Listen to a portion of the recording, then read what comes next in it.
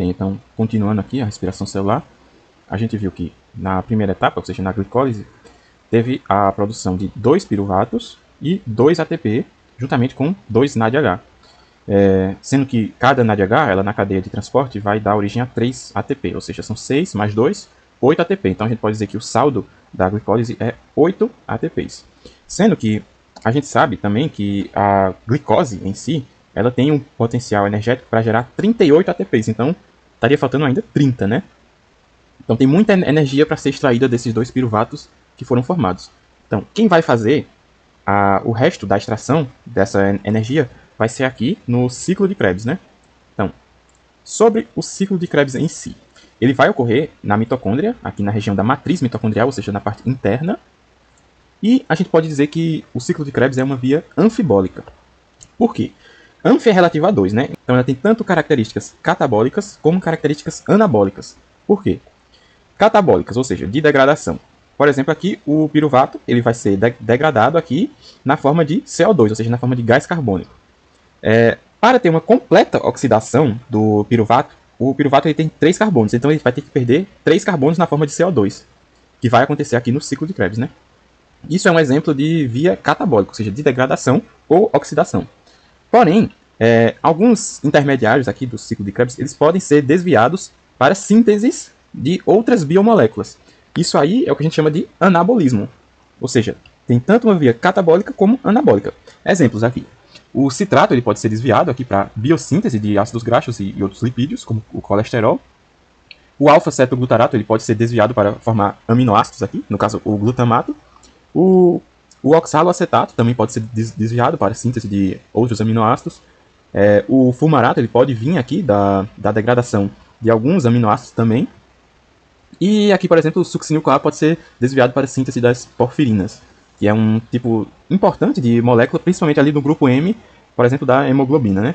Então, essas reações que entram no ciclo de Krebs, a gente pode chamar elas de reações anapleróticas.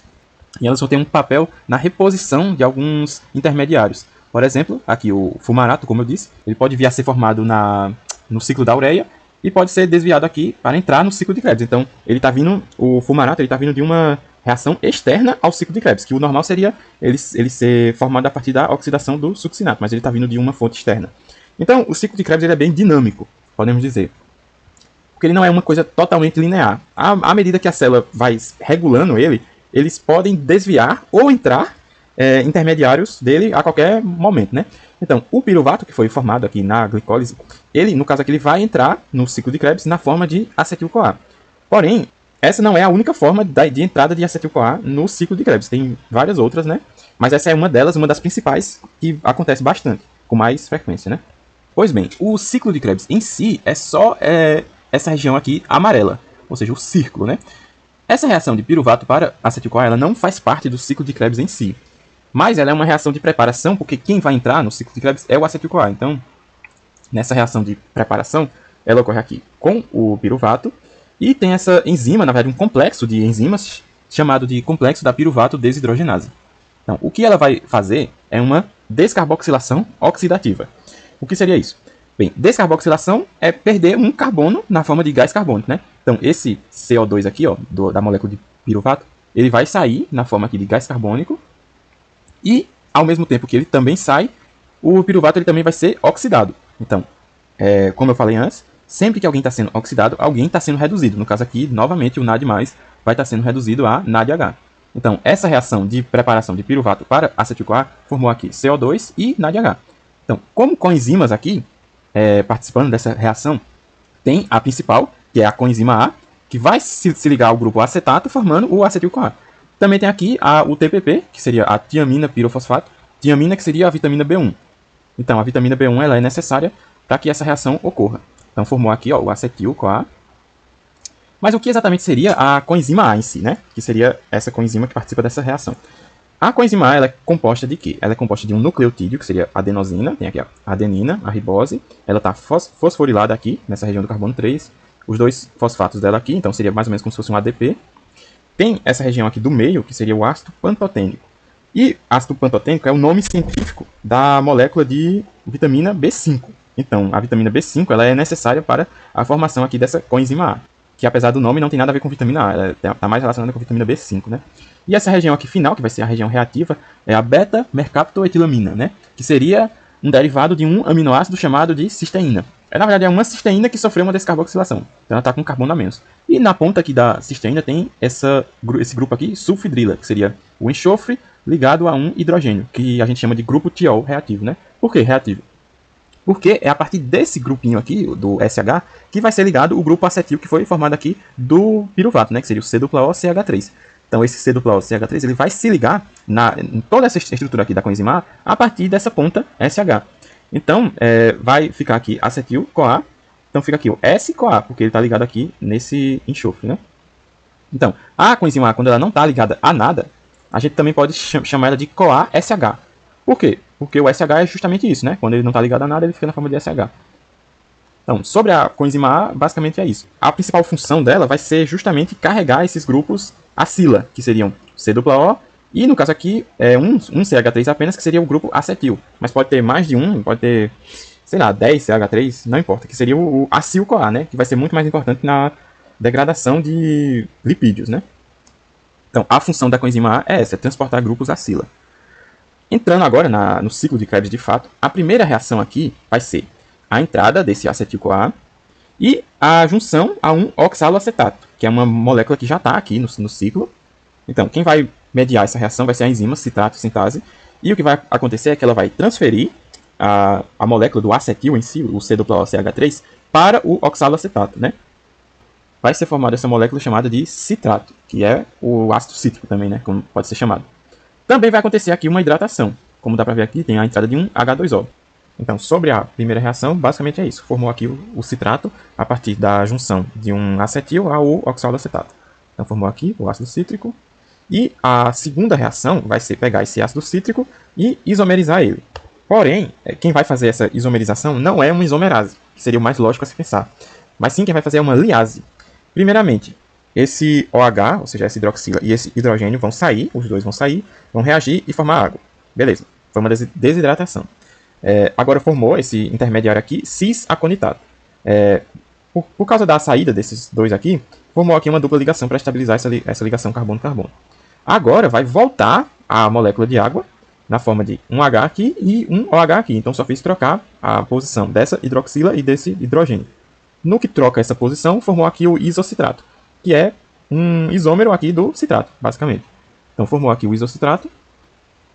E agora na reação 3, o isocitrato, ele vai sofrer uma descarboxilação oxidativa, da mesma forma que o piruvato sofreu lá na primeira reação, na reação de preparação, né? Então, tá aqui o isocitrato, tem esses dois hidrogênios aqui, dessa hidroxila e do hidrogênio em si, e eles vão sair da molécula, levando os elétrons. Portanto, aqui, quem vai receber os elétrons vai ser o NAD+, virando aqui o NADH. Então, a partir do momento que ele perde aqui esses dois hidrogênios, ele vira esse intermediário aqui chamado oxalosuccinato, que vai ser rapidamente transformado aqui em alfa-cetoglutarato. Como? Isso aqui foi a oxidação e agora ele vai sofrer a descarboxilação, ou seja, esse CO2 aqui ele vai sair na forma de gás aqui, né? Então, já é o segundo CO2 que é liberado por essas reações. A primeira foi a descarboxilação do piruvato e agora aqui na descarboxilação do oxalosuccinato. Então são duas moléculas de CO2. Lembrando que o piruvato, para ser totalmente degradado, tem que ser liberado 3 moléculas de CO2. Bem, então formou aqui o alfa-cetoglutarato a partir da oxidação e descarboxilação aqui do isocitrato, né? Então, como eu falei, precisam ser liberados 3 moléculas de CO2 e justamente a terceira que vai ser liberada vai ser exatamente aqui. Então tá aqui o alfa-cetoglutarato e vai ter a enzima aqui, o complexo da alfa-cetoglutarato desidrogenase. O que vai acontecer é que novamente vai vir aqui uma coenzima A, vai vir aqui um NAD+, e o alfa-cetoglutarato ele vai ser oxidado, então o NAD+, vai ser reduzido a NADH, e a coenzima A ela vai se ligar aqui ao alfa-cetoglutarato, e também vai ter a remoção desse CO2 aqui, esse COO, ele vai sair aqui na forma de gás carbônico. Portanto, o alfa-cetoglutarato, que é uma molécula de 5 carbonos, 1, 2, 3, 4, 5, está virando aqui succinil-CoA, que é uma molécula de 4 carbonos apenas. E o succinil-CoA ele foi formado aqui justamente com a oxidação, a descarboxilação e a entrada da coenzima A. Então formou aqui. E o terceiro gás carbônico, que eu falei, foi liberado aqui. Esse gás carbônico é, na verdade, o gás carbônico que a gente libera na respiração, né? Então é aqui que ele está sendo formado. Então formou aqui o succinil-CoA, molécula de 4 carbonos. E agora o succinil-CoA vai sofrer uma reação de uma ligase, né? Que seria a succinil-CoA sintetase. Perceba que o nome dessa enzima está ao contrário, né? Sintetase é quem sintetiza alguma coisa. No caso, succinil-CoA sintetase seria, teoricamente, sintetizar succinil-CoA, mas é o contrário que está acontecendo aqui, né? Então vai ter aqui um GDP, que é uma guanosina difosfato, que é parecida com a adenosina difosfato, né? Só que só muda a base. Seria aqui uma guanina, que é essa aqui, G, no lugar da adenina, que seria o A. Porém, a equivalência energética de um GTP e um ATP é exatamente a mesma. Porque a energia ela não está na base em si, né? Ela está aqui na ligação entre esses fosfatos, ligações de alta energia.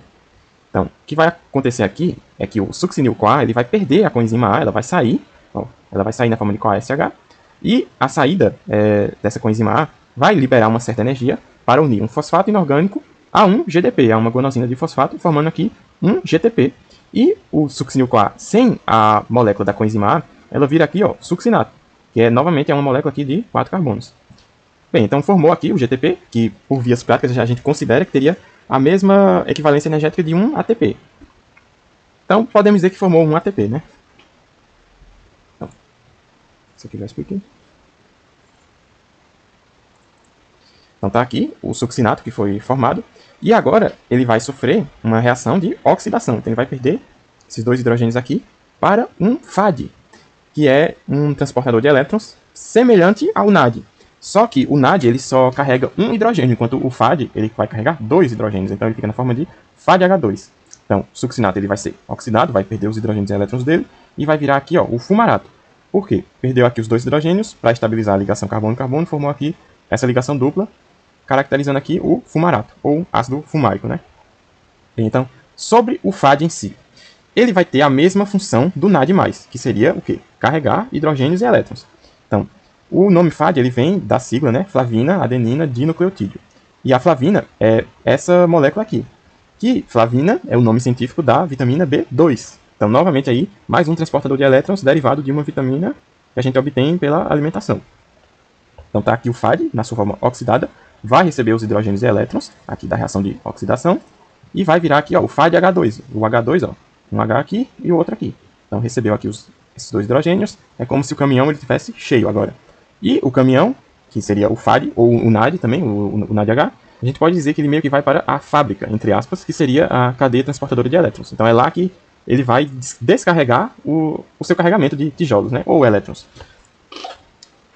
Então, na sétima reação, vai estar aqui o fumarato que foi formado, e agora ele vai sofrer uma hidratação, só que ela é uma hidratação indireta. Ou seja, em vez de entrar diretamente o H2O, vai entrar um OH e um H. Então, primeiramente, quem vai entrar vai ser o OH, a hidroxila. Então, ele vai entrar nessa posição aqui. Entrou nessa posição, a dupla ligação ela foi desfeita, só que esse carbono aqui está na forma de ânion. Então, é um carbânion, que a gente chama. Um carbono com essa carga negativa. E essa carga negativa ela vai atrair aqui um H+, já que o H+ é positivo. Então vai entrar aqui o H+, ó, entrou ele aqui, e agora está estabilizado. E a molécula estabilizada ela vai formar aqui o malato. Novamente, é uma molécula aqui de 4 carbonos. Por fim, a última reação, vai estar aqui o malato que foi formado, e ele vai sofrer uma oxidação. Então, novamente, vai vir aqui o NAD+, dessa vez, vai vir aqui os dois hidrogênios, vai perder os hidrogênios, um vai ficar solto, e o outro vai ficar aqui no NAD, ficou reduzido na forma de NADH. E a partir dessa oxidação, dessa perda desses hidrogênios, esse oxigênio aqui vai formar uma dupla ligação com o carbono para estabilizar a ligação carbono-oxigênio e formou aqui, por fim, oxaloacetato, o mesmo lá do início que se uniu ao acetil-CoA para formar o citrato. Então, fechou o ciclo, a gente pode dizer, né? Então, sobre o saldo do ciclo de Krebs, a gente formou aqui 3 NADH dessa reação isocitrato, alfa-cetoglutarato, dessa também de alfa-cetoglutarato para succinil-CoA, e de malato para oxaloacetato. Então teve 3 reações de oxidação aqui, que teve como produto aqui o NAD reduzido, que é o NADH. Também formou um FADH2, um FADH2 aqui, dessa reação de succinato para fumarato, e um GTP nessa reação de succinil-CoA para succinato, né? Também teve aqui 2 descarboxilações, dessa de isocitrato para alfa-cetoglutarato e de alfa-cetoglutarato para succinil-CoA. Teve 2 descarboxilações e uma lá do início ali, que era fora do ciclo de Krebs, de piruvato para acetil-CoA. Então, o piruvato, que tem 3 carbonos, perdeu os 3 carbonos nessas reações. Então ele foi totalmente oxidado. 2 aqui, um daquela reação, 3. Como são 2 piruvatos que foram produzidos pela glicólise, então foram 6 carbonos que foram liberados E a glicose ela tem 6 carbonos, então fechou, oxidou completamente a glicose, né? Então, convertendo esse saldo aqui, o NADH, como eu falei, cada NADH ele vai, na cadeia de transporte de elétrons, vai fornecer 3 ATPs. E um FADH2, que na cadeia de transporte fornece 2 ATPs, então 9, 10, 11. E um GTP, que tem a mesma equivalência energética de 1 ATP. Então, 12 ATP é o saldo final aqui. Naquela reação de piruvato para acetil-CoA, também foi formado um NADH. Que o NADH é 3, então seria 15.